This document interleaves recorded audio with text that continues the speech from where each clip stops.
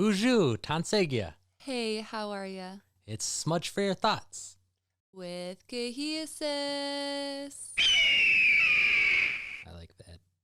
And Zosha.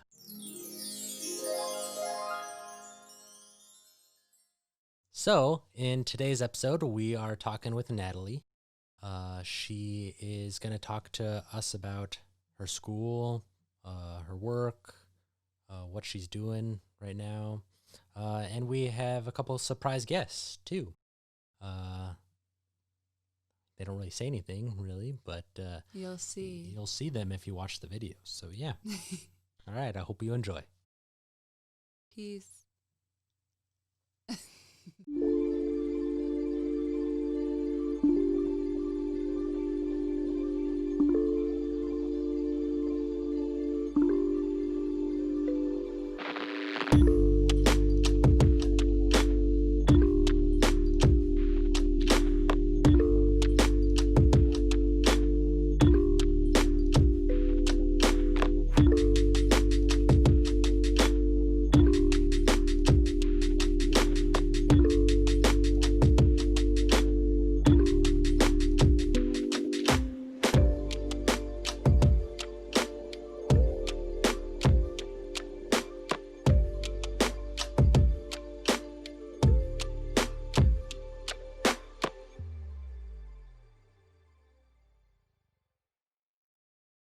So, the first question we have for you, Miss Natalie, just kidding, is how do you identify yourself? Like, what's your tribal affiliation or, and your name? I just said it, but who are My you? name's Natalye Myers, and I am a Chippewa Cree native. Woo. What up? I come from the Rocky Boy Reservation in Montana. Okay, all right. And I know that you're not just Chippewa Cree, but you are also... Blackfeet. My mother's side was from like the Polson area in Montana, and she was Blackfeet, and then my father was Chippewa Cree. Okay, all right. And you have some Filipino in there, or... Oh yeah, and I'm Filipino, and I have a little Irish. Yeah, I'm so just you're American melting pot. Good old American melting pot. for my listeners that don't know, we are cousins. So I just know a little bit about her. Trying to pry some information out. Shocker? No, I'm just kidding. Yeah. Like, you did your research before this interview, didn't you? No, I'm just kidding. We should just play it out. Let's cut that out. Then we just look like you did your research. All right. So what do you do for a living? What are some passions, your hobbies? Tell us a little bit about What yourself. drives you? Yeah. I am currently a 5th grade teacher at my homeschool or my hometown, Box Elder. And I'm currently going to school for my master's, and I'm a mother. Yeah, with another one on the way. Oh yeah. 3rd baby on the way, praying for a boy. She has 2 girls. Just Yes. to let you know. Yep. Lillian and Leia, and Lily's 5 and Leia's 4, and they both go to the school I work at. And Lily last year was a part of a Cree immersion program, so Ooh. she's actually a better Cree speaker than I am. You But should talk. Yeah, you should talk about that. How did yeah. I'm not a fluent Cree speaker. I wish I was. I just don't feel like I was taught a lot growing up because my grandparents weren't fluent, but I was around the language growing up, and I took a lot of like Cree classes and stuff. But last year my daughter, she was 4, and she attended the Rocky Boy School's Cree immersion program, which it's like 50% in Cree and 50% in English. And now this year she's at Box Elder Schools, and she's still taking Cree classes, and her Cree teacher actually told me the other day that she was a really good Cree speaker, and she's really proud of her, and I'm really proud of her as well, because I wish I could speak Cree. Yeah. Me too. Right. Me too. That'd be cool too. So you did. mentioned that you're going to grad school and you're doing that. So tell us a little bit about that. I am currently about 2/3 of the way through my grad program. I'm going to the University of Montana to get my master's in curriculum and instruction. Woo, woo. Whoop. Whoop. That's awesome. Um, Is that all and online? it is all online. I'm currently taking 9 credits. That's a lot. And after this semester, I will have 14 credits left. And then next semester, I'm planning on taking 9 credits and then I'll finish it up next fall. Cool, cool. And Nice. hopefully the whole pandemic thing will be done so that you could actually go Hopefully. over there and graduate In I know, in person. And right? then person. we'll That would fly be out and watch amazing. you. Yeah, of Yes, course. please do. I'll have to wear some Native American regalia like Tony did, but I'll just Yeah. have to have somebody make me a new set because I haven't danced since I was like 10. In your traditional regalia that you danced. I Oh want to yeah. see. Oh, Yeah. that'd be so cute. I I was a traditional dancer, but Lily and Leia are both jingle dancers, dress Hmm. dancers right now, but yeah. Nice. So then next question we have for you is how do you stay connected to your culture? Um And what does it mean to you to be Cree and Chippewa Cree, um I guess?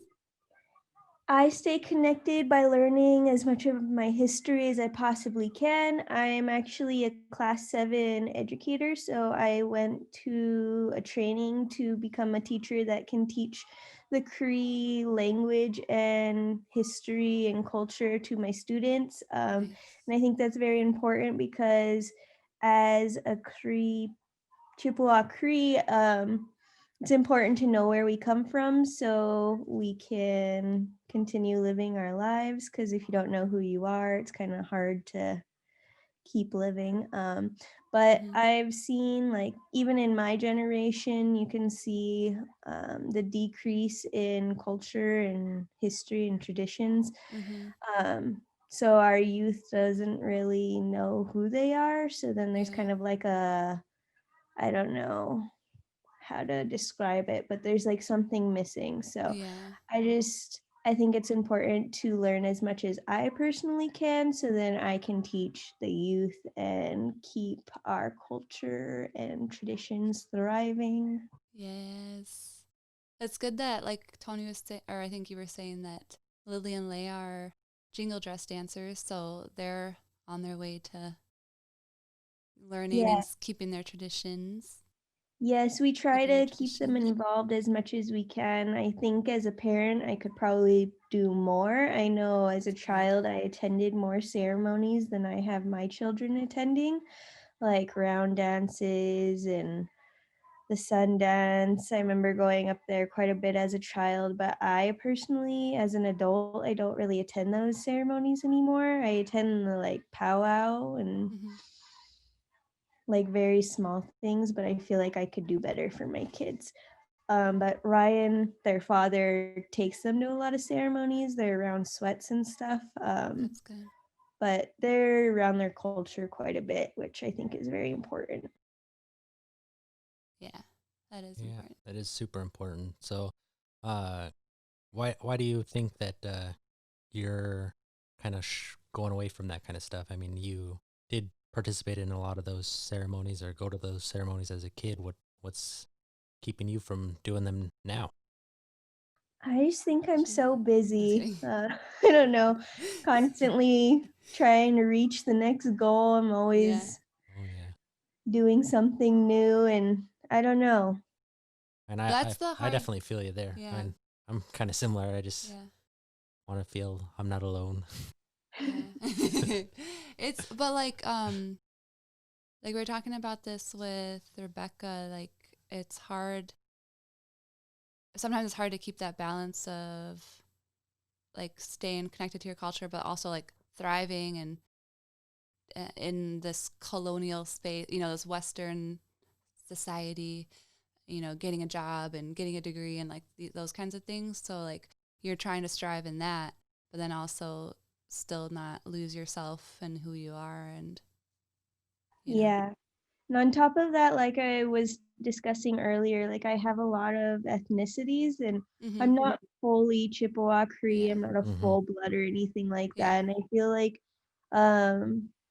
there's kind of like a stigma against that. Like if you're not full blood or if you don't have a lot of native blood within you, like you're kind of frowned upon in a sense if you do attend ceremonies and stuff like that. Or like even like in speaking the language, like say I was to misspeak, I don't know, I feel like it would be more of an insult than like a positive thing, you know what I mean? And I wouldn't want like our elders to feel offended or anything like that. Okay, so it's kind of like a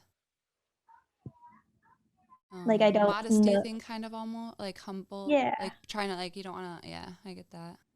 Like I don't want to step on people's toes or like Yeah, be a but you misconception of something. I don't know. yeah. You like, I mean, I completely understand, and I like can't even really say anything because I don't know how that feels. But like you shouldn't feel like that, Like, you should be able to try and participate in your traditions as much as you want. But yeah, I mean, like I said, I can't really say anything because I don't know how it feels, and Plus, I've my never been cousin that. moved away to Minnesota, so I don't have anyone to attend these things with. You mean Michigan? That's what I We're in meant. Michigan. I know. I know. So, you said that you're Filipino, or I said that. Called me out, stalker. No, I'm just kidding. It's called research. Yeah, for sure. Do you participate in anything on that side? Do you immerse your kids in any of that, or any of that kind of culture? My aunt and uncle make us pancit and chicken adobo, but that's about it. I don't really know that much about that culture. I was mainly just raised Chippewa Cree growing up, with a mixture of like my aunt and uncle raised me as well. So my uncle's Italian, and I consider them my mom and dad. So I grew up around an Italian family, and then I grew up around Chippewa Cree family with like a little mixture of Filipino, as you're stating, but like I really don't know any of those. I don't know that culture very well. I remember. Besides the food phase. Yeah. I remember growing up eating like a lot of chicken adobo and things. Point. Yeah. So, but you said that your Italian family, or you grew up like Italian. Could you expand on that? They were like very Catholic and very family oriented and like big family gatherings and lots of pasta and ravioli making and going back to the food. I'm pregnant and hungry. Yeah. I mean, like that's like a starting point of a lot of cultures. Yeah. So I mean, food is so important everywhere. So I just want to. I'm just like talking about this because I want to show people that, I mean, even though we are Chippewa Cree, or sorry, any other ethnicities and any other tribes, I mean, we are multidimensional. We do have more than just that one culture. We live other lives. We participate in other cultures that we identify as. I mean, we're not just set in one thing, or and someone's not any less explore. Native for having other things. Yeah, or other cultures or. Yeah, and you're not any less Filipino or any less Italian because you participate in Chippewa Cree culture. I mean, that's all I'm trying to get out of this. Yeah, and, I like that. Glad you brought that up. I want to show people that we are multidimensional like that. We definitely are. Yeah. We're amazing just the way we are. Just of like course, every American citizen is. No matter their race. Whatever that song has where it goes. What is this song? I don't know. Isn't there a song? So like you should sing it and then like find it after this interview and just like play it. Shooting star. Wait, no, that's not what it is. Oh, I know what you're No, it's singing. like you're a. I don't know. I'm gonna stop.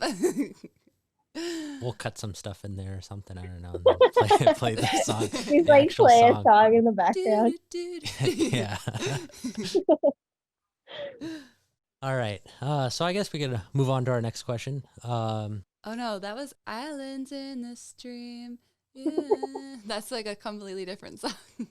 You're mixing a couple Yeah. there. I thought you were singing something else. I don't know. There's like a lot of songs that have that kind of melody. Okay, moving on. So you want to ask it, I guess? Oh, you go.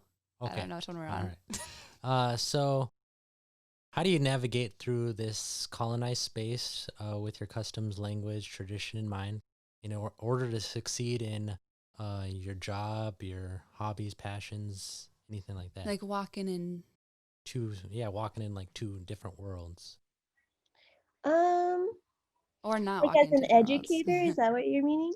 Like how Uh, do I like combine like my culture into my education Sure. field? sure.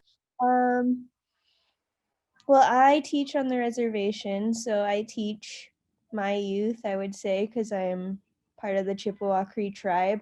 And as like a child, I always wanted to come back and give back to my community. I don't really know if it was like something I personally like wanted or if it was something that was like ingrained into my like being. I feel like we were told as children to always like grow up, go out there, get an education, come back and give back to Mm-hmm. our people. Mm-hmm. Definitely.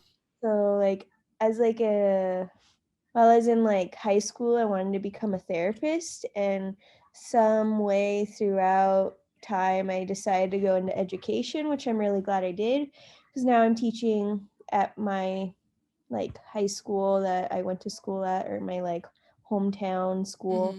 Mm-hmm. So as a educator, I try to like incorporate a lot of our history and our traditions and um I really like look through the curriculums I do teach, and I try to teach like multiple perspectives of like history, if that makes sense. Like Mm-hmm. Mm-hmm. one of my standards I'm supposed to teach is like about Columbus and his exploration, and I just don't really feel comfortable teaching that as a Native American. So Mm-hmm. it's Mm-hmm. kind of like constantly going through my materials and making sure that they're good materials Yeah. and Hi. uh, Hello.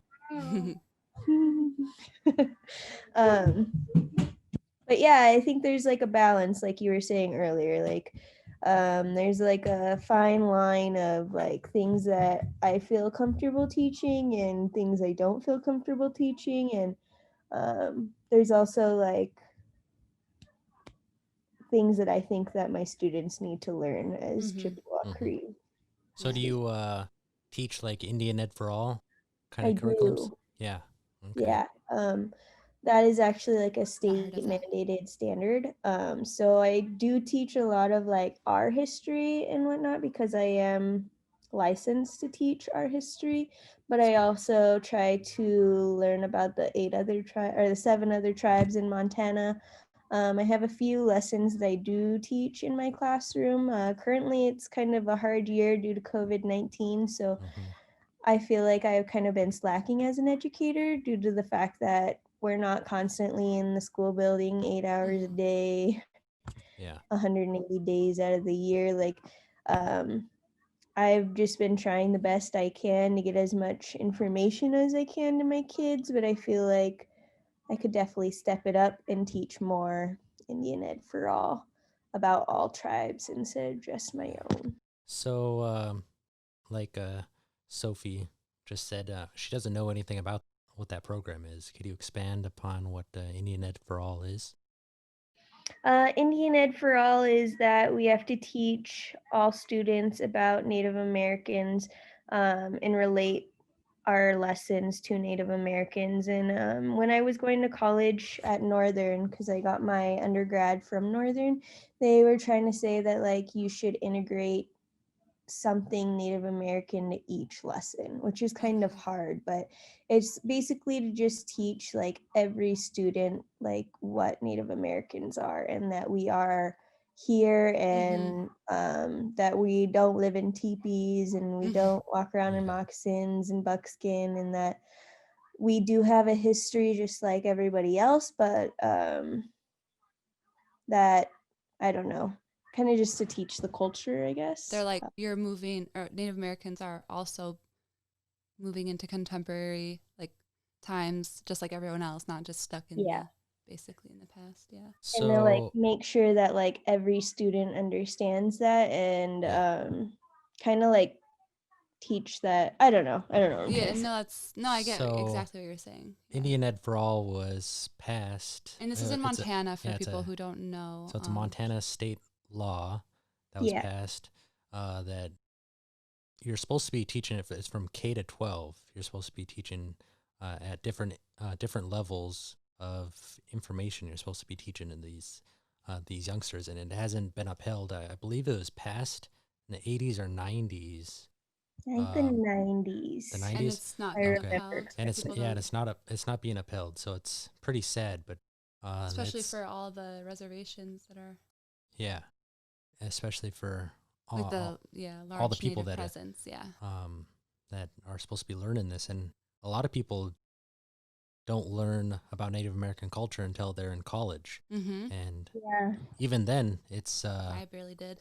it's not except for in the state of Montana, it's mandatory at the University of Montana where I went to college. It was mandatory to get a So Native American. there's Yeah, Mm-hmm. it was mandatory to get a Native American Studies class, like Intro to Native American Studies.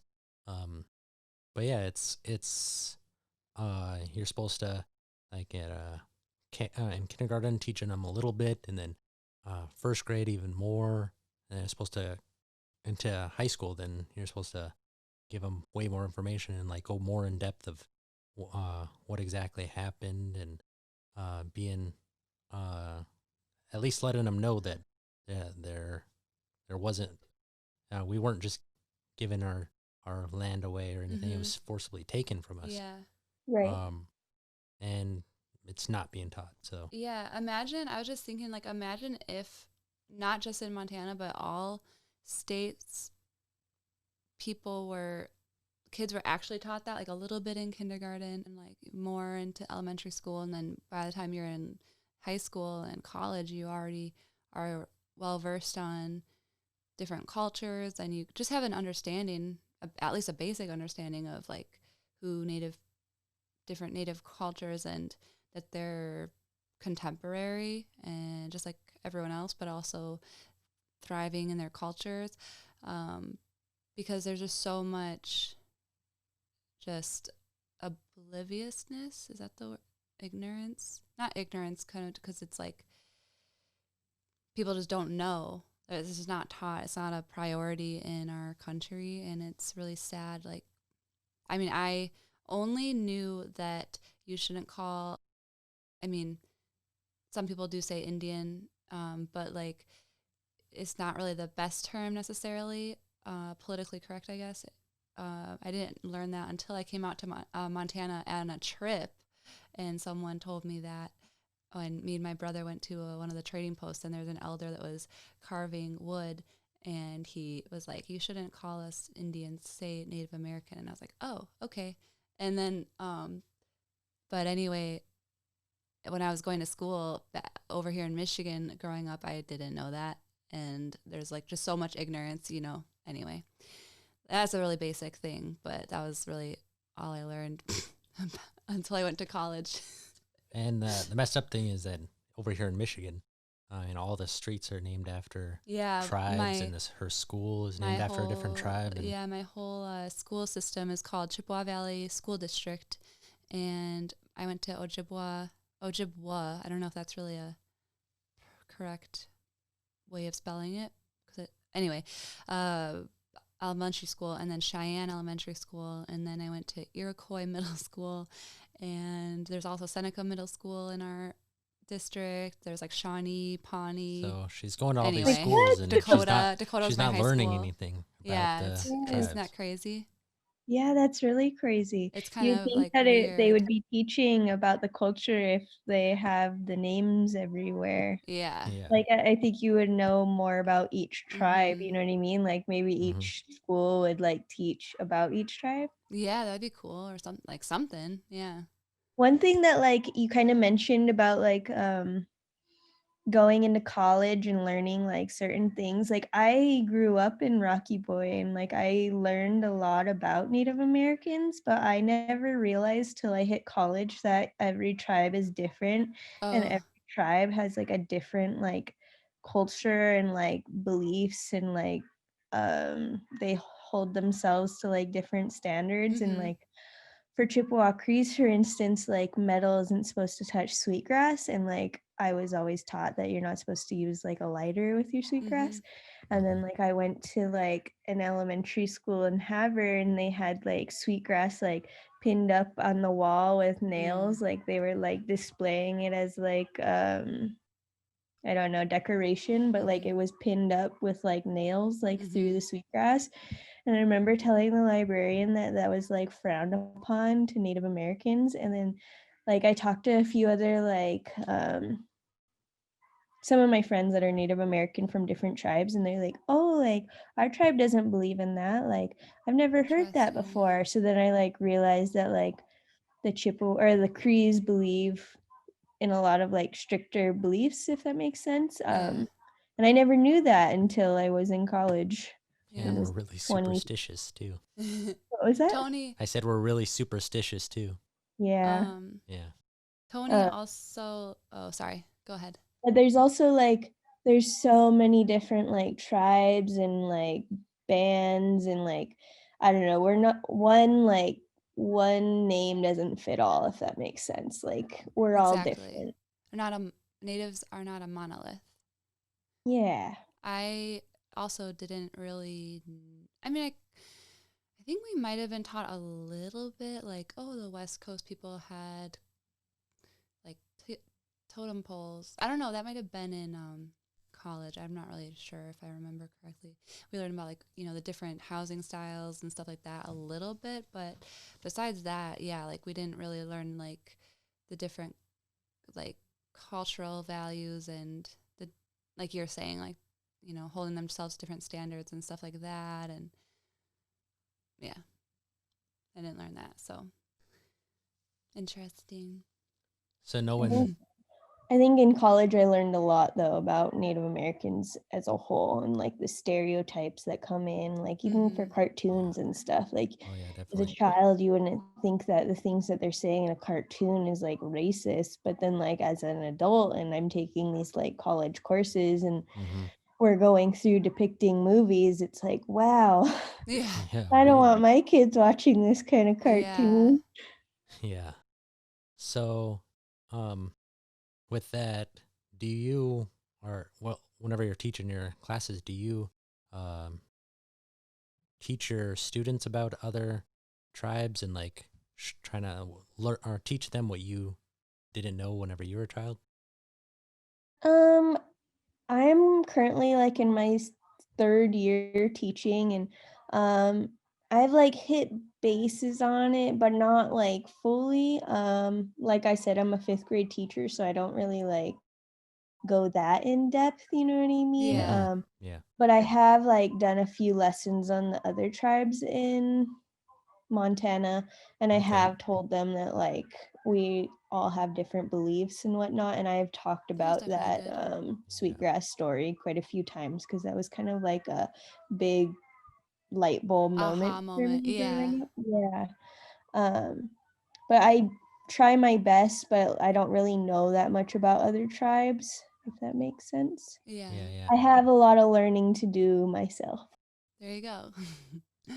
That's good to note too that But we don't know everything. We're not the uh what is it the reference token. point. Oh, yeah. We're not the token for every tribe out there, and don't just come to us for all the information because we're not an encyclopedia And there. even if you know something about, if someone's asking you about something in, like, within your own tribe, like, someone is not you're not the only reference point, like other people within one tribe, or and it's different in one community might have different opinions on some issue or other. It goes family to family, Yeah. on different beliefs and different stories, and I mean different teaching styles. I mean, it's not I'm even saying this to within the audience, not you. not even within one tribe is everything is believed the same. It goes down to families, and families believe different things. Very true. They even say in Rocky Boy there's different dialects on one side, another side. But I won't get into that. No, I'm just kidding. Like, you could crop that out of the video. No, I'm just kidding. But yeah, I don't know if I fully answered your question. If You did. How I like navigate in this colonial world. I try my best though. I don't know. I smudge a lot. I talk to the creator a lot. I'm just doing the best I can. Yeah. You answered it perfectly. And no answer is the wrong answer. Because you are you, and this world is what it is. Mm-hmm. So however you navigate through it is 2020. Yeah. Almost 2021. We'll see what's next in this life. Right? Everyone's like saying like, "Oh, I can't wait for 2020 I know. to be over." I and it's I'm gonna like magically change. I know, like January 1st, whole new life. Yeah. COVID is gone. I know, right? Everyone has equitable rights. Well, I hope so, but I don't. I mean, like, so. Yeah. That'd be the dream. I guess I wish that was, yeah. So with all the COVID and everything, how are you navigating school and teaching it? Especially, I mean, it's hard enough getting students who live on the reservation to go to school. I mean, I know it was hard for me growing up. Mama to make you shower. Yeah. Just kidding. Just kidding. What did not you really say? kidding. She said your mom had to make you shower. He was a dirty kid, huh? I won't say anything. No comment. It's been a challenge, but we're trying the best we can. My colleagues and I, we've come together, we're working together, and it's a partnership with the kids, the parents, the school. So it's been a struggle, but we're making it through. That makes sense. Yeah. Making it through together. Yes.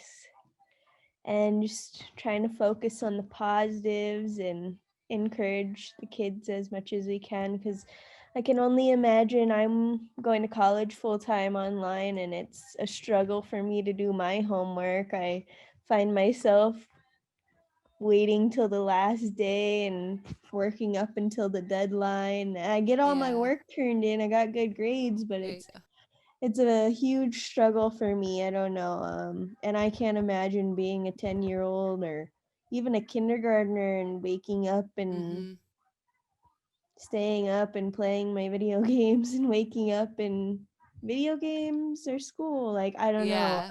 Like, work is your home and home is your work, and school exactly. and everything. So there's no like balance really. And I don't know. Like I said, it's a balancing act, and we're all trying to make it work. Yeah. But you're a good teacher, so. Thank you. I bet you're doing good with them. I'm trying the best I can, huh? We do a lot of these virtual meetings though, so it's kind of weird, like having your social, emotional, like education through a screen though. Like as personally, I can't imagine doing that as a little kid. What about you guys? Like, I can't. Seriously. I had a hard enough time. My mom had to really help, because I, I believe I still have ADHD, but I had a hard time really focusing on like doing my homework and like organizing myself, my brain, to figure out what to do. So like trying to do that all without the boundary of like home, school, homeschool, like just having it all at home, I feel like would be really messy and hard for me. Like I couldn't even, I have a hard enough time doing work from home. And now that I'm like an adult doing it, so yeah, doing it as a kid would be so hard. Understand. Right now, I'm working from home because there's a huge COVID spike right now. So I'm being mom, pregnant, Yeah, COVID, teacher, student. you're like an octopus I with know, all your right? hands on all these different things. Ryan's been taking over on the home base though. He's housewife now, so I Nice. just be Nice. student, mom, teacher. No, I'm just kidding. You put this baby in me, you're gonna do all the work now. You did this. I You was did watching this this. like YouTube video. This dad like mimicking his wife in the first trimester of pregnancy, and it's so funny. I'm gonna have to send it to you guys. Yeah, you should. He keeps on saying, "You did this." That's so funny. Like What does he every mean? other line, "You did this," and then she's like farting. It's so funny. I'll send you guys the link later. Okay, yeah, I want to watch it. Meanwhile, she's sleeping on the couch. You did this. No, Just like wakes up. you just wait. When you're pregnant, you're gonna know what I'm talking about. I already feel like I can see that happening. So I'm already crabby enough with any other thing. So Maybe you're pregnant and you just don't know it. No, just for kidding. 20 years, no, I'm just kidding. Light bulb moment. So we have one final question for you. What do you wish to let our audience know about your native identity, about your native people or community, and what final thought do you want to leave them with? This can be aimed at non-Indigenous people or Indigenous, our Indigenous audience, or both, or neither, which I don't know who that would be to, but I'm just kidding. You have the floor now. The animals, to the spirits. My final thought is that all Native Americans are resilient and we are smart, brilliant people, and Yes. we have the ability to make a beautiful life for our future generations as well as every other race out there. And we are all one. I love that. I love that too. That's awesome. Thank you, you You're beautiful welcome. souls. You beautiful soul. Miss you. Oh, I also forgot to add that I'm Buddhist into your little like what else are you? Yes, that's a good thing to state. Yeah. Natives could be Buddhist too, people. Yeah. And Christian. And Christian, all I right. won't really get into that. Yeah, we could be anything we want to be because we live in 2020 in America. Freedom. Yes. Mm-hmm. Freedom of speech and religion. Yeah. And a lot of other things that I'm not going to dig into. Yes. Alrighty, peace out. Peace. All right, that was good. Thank you for listening to our interview with Natalye. As always, we appreciate every bit of support you give us. So thank you, thank you, thank you. And you can check out our website. From there, you can find us and like us on Facebook, Instagram, What and is our YouTube. website? Sorry, our website is asmudgeforyourthoughts.com. Pretty simple. And if you know anyone who you think would be a good fit to be on our podcast, or if you yourself want to be on our podcast, you can fill out our simple form that can be found on our website. It's also on Facebook where we posted it. We would also like to thank Mary Kay for designing our logo. And we wanted to shout out 8th Generation for this beautiful blanket. They did not provide us with it, but we just want to shout them out because they are a native company that makes wool blankets better than Pendleton. And they are native. They are inspired natives, not native inspired. Thanks. Peace. Love you, 8th Generation.